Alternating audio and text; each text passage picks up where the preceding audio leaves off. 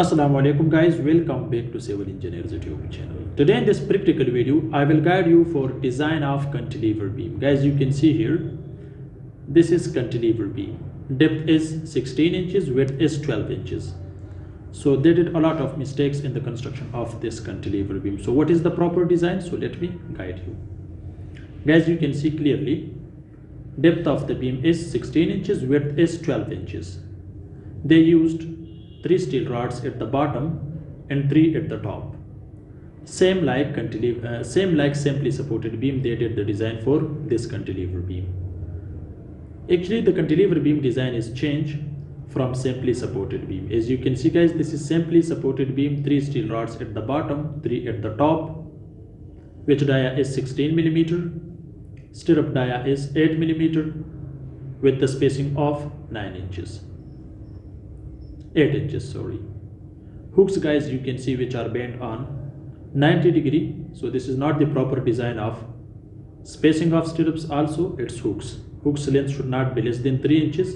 Here you can see this is about 1.5 inches. Guys, you can see here they did not provide any development length.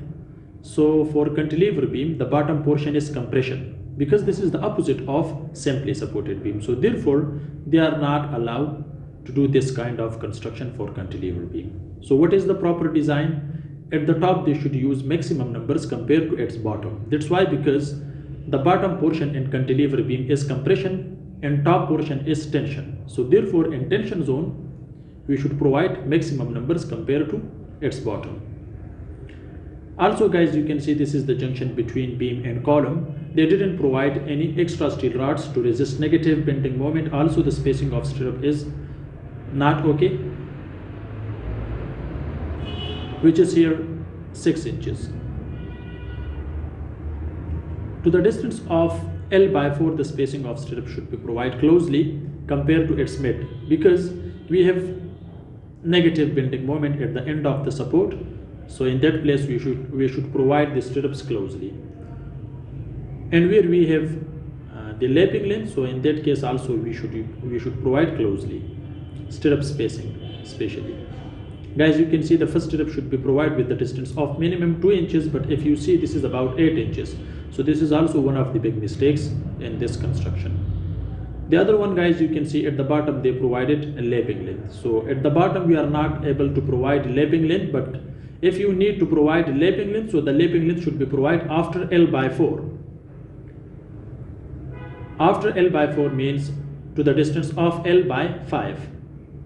So you are not allowed to provide the lapping length at the middle, but in upper portion and compression zone you are able to provide the lapping length at the middle. Let me show you how you can provide the lapping length. Guys, you can see this is the middle of this beam and they provided the lapping, which length is more than 1 meter, or you can use the formula from 50 to 60 D, where D is die of steel rod. As you can see, stirrup spacing is 6 inches here to the distance of L/4. Hooks are very important to provide or to bend with 135 degree, but unfortunately they don't know what is steel structural drawing. They don't have a site supervisor to guide them for the proper design of steel reinforcement in the construction of this design.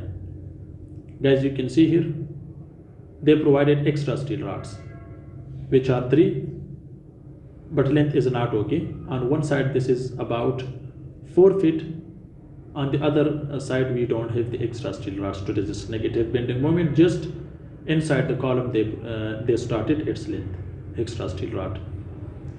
Instead of extra steel rod, you are able to provide bent up bar to resist negative bending moment. So there this is not expensive, the bent up bar, so this is economical compared to extra steel rods.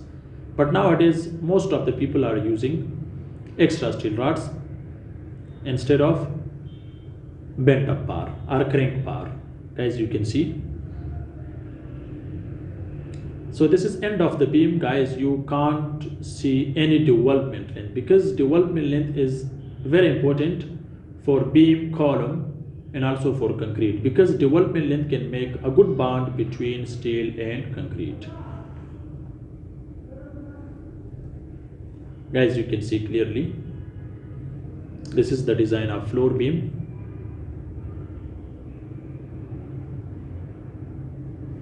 This is simply supported beam, but this is not the proper design. That's why, because in tension zone we should provide maximum numbers, as I told you before. Because in tension zone we are using more numbers, because concrete is weak in tension, so therefore we will provide extra steel rods to make a good strength. Hope this video can help you. Thanks for watching. See you in next video.